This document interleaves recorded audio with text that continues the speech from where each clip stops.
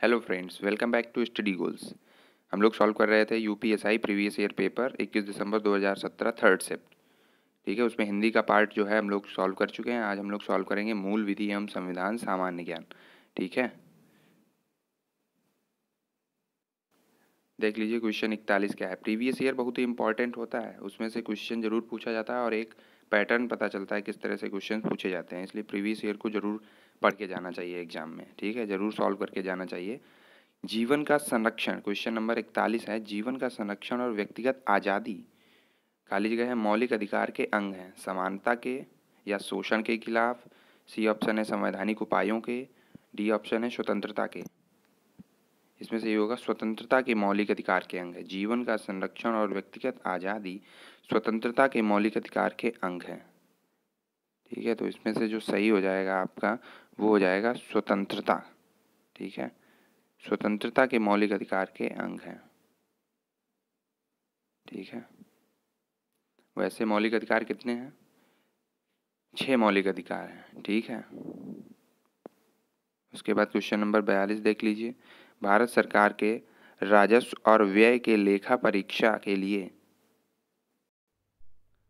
भारत सरकार के राजस्व और व्यय के लेखा परीक्षा के लिए भारत की संसद द्वारा गठित संसद के चयनित सदस्यों की एक समिति है। क्वेश्चन नंबर 42 में बताना है कौन सी समिति जो है वो राजस्व और व्यय के लेखा परीक्षा के लिए भारत की संसद द्वारा गठित संसद के चयनित सदस्यों की एक समिति है। लोक लेखा समिति, पीएसी, भारतीय नियंत्रक एवं महालेखा परीक्षक सीएजी, सार्वजनिक उपक्रमों पर समिति या वित्त आयोग। इसमें से 42 का जो सही हो जाएगा वो हो जाएगा ए। ठीक है, लोक लेखा समिति। ठीक है, व्यय के लेखा परीक्षा के लिए भारत की संसद द्वारा गठित संसद के चयनित सदस्यों की एक समिति है। अगला देख लीजिए क्वेश्चन नंबर 43। मुख्य चुनाव आयुक्त का कार्यकाल वर्ष का होता है, तो इसमें कितने वर्ष का होता है या इतने वर्ष की उम्र तक का, जो भी पहले पूर्ण हो जाए। ठीक है, तो उसमें 6 वर्ष या 70 वर्ष की उम्र तक का, 6 वर्ष या 65 वर्ष तक की उम्र का, 5 वर्ष या 65 वर्ष, 5 वर्ष या 70 वर्ष। तो बताइए इसमें कौन सा सही होगा? इसमें सही होगा 6 वर्ष का होता है या 65 वर्ष की उम्र तक, जो भी पहले हो जाए वही कार्यकाल हो जाता है। ठीक है, 5 वर्ष नहीं, ये गलत लगा दिया, 6 वर्ष का। इसमें जो सही होगा वो होगा हमारा, ये होगा 6 वर्ष का या 65 वर्ष तक की उम्र तक, जो भी पहले हुआ। देख लीजिए अगला क्वेश्चन नंबर 44। इसका क्या सही होगा? या यह सभा का प्रयोजन है या किसका कथन या नीति निर्देशक सिद्धांतों के बारे में ये शब्द किसके द्वारा कहा गया था? इसको पढ़ लीजिएगा। इसका जो सही उत्तर क्या हो जाएगा वो हो जाएगा डॉक्टर भीमराव अंबेडकर ने कहे थे ये। ठीक है, ये ऑप्शन डॉक्टर भीमराव अंबेडकर। उसके बाद देख लीजिए क्वेश्चन नंबर 45। अपकृत्य कानून में एक महत्वपूर्ण मामला था और पूर्ण देयता नियम के सिद्धांत को प्रस्तुत करने का एक कारण था। इसमें MC मेहता बनाम भारत संघ, गोलकनाथ बनाम पंजाब राज्य, लाल बिहारी बनाम बिहार राज्य, केशवानंद भारती बनाम केरल राज्य। इसमें कौन सा सही होगा? इसमें सही होगा MC मेहता बनाम भारत संघ, ऑप्शन ए, MC मेहता बनाम भारत संघ। अगला देखो, 10 अक्टूबर 2017 को कृषि और किसान कल्याण मंत्री कौन थे? ठीक है, ये तो करंट का हो गया, इसको छोड़ सकते हैं आप। ठीक है, अगला देख लीजिए क्वेश्चन नंबर 47। अनुसूचित जाति और अनुसूचित जनजाति भारत की आबादी का क्रमशः 2011 की जनगणना के अनुसार कितना है? ये बहुत ही इंपॉर्टेंट क्वेश्चन है, इसको याद रखना पड़ेगा। अनुसूचित जाति और अनुसूचित जनजाति, ठीक है, कितना प्रतिशत है? 16.6% है अनुसूचित जाति, और अनुसूचित जनजाति जो है वो है 8.6%। ठीक है, इसमें जो सही है आपका वो है 16.6% है अनुसूचित जाति और 8.6% है अनुसूचित जनजाति। ठीक है, अगला क्वेश्चन देख लीजिए क्वेश्चन 48। वार्षिक तौर पर देशों की श्रेणी निर्धारित करते समय उनके अनुमानित भ्रष्टाचार के स्तर के आधार पर, जैसा कि विशेषज्ञ आकलन और अभिमत सर्वेक्षण द्वारा निर्धारित किया जाता है, भ्रष्टाचार बोध सूचकांक CPI प्रकाशित करता है। कौन प्रकाशित करता है भ्रष्टाचार बोध सूचकांक? Transparency international. ठीक है, ट्रांसपेरेंसी इंटरनेशनल प्रकाशित करता है। अगला देख लीजिए क्वेश्चन नंबर 49। निम्नलिखित में से कौन केंद्रीय मुख्य चुनाव आयुक्त CIC की नियुक्ति समिति का एक हिस्सा होता है? पी प्रधानमंत्री, क्यू लोकसभा में विपक्ष के नेता, आर भारत के मुख्य न्यायाधीश, एस भारत के राष्ट्रपति। तो आपको बताना है कौन केंद्रीय मुख्य सूचना आयुक्त की नियुक्त समिति का एक हिस्सा होता है। केवल पी और क्यू, ठीक है, मतलब प्रधानमंत्री होता है और लोकसभा में विपक्ष के नेता होते हैं, ठीक है। भारत के मुख्य न्यायाधीश और भारत के राष्ट्रपति नहीं होते हैं, ठीक है। निम्नलिखित फिल्मों में से किसके अपने प्रदर्शन के लिए अक्षय कुमार ने सर्वश्रेष्ठ पुरुष अभिनेता के लिए 64वां राष्ट्रीय फिल्म पुरस्कार जीता? ये तो करंट का क्वेश्चन हो गया, फिर भी बता देते हैं। रुस्तम के लिए मिला था 64वां राष्ट्रीय फिल्म जो पुरस्कार है वो मिला था रुस्तम के लिए, ठीक है। अगला देख लीजिए 51, ठीक है। किसी राज्य की कानून बनाने की शक्तियों के संबंध में निम्न में से कौन सा सही है? पी, जब राज्य सूची में सूचीबद्ध किसी भी मामले में या पर संसद को कानून बनाने के लिए समर्थ बनाने हेतु 2 या अधिक राज्य अपने संबंधित विधानमंडलों में अपनी सहमति देते हैं और उसी के लिए प्रस्तावों को पारित करते हैं। क्यों? ऐसा कोई कानून केवल उन्हीं राज्यों पर लागू होता है जिन्होंने ऐसा प्रस्ताव पारित किए हैं, ना कि सभी राज्यों पर। तो इसमें बताना है आपको कौन सा सही है, ठीक है। दोनों सही हैं या केवल पी सही है या केवल क्यू सही है, दोनों नहीं सही हैं। इसमें दोनों सही हैं, ठीक है।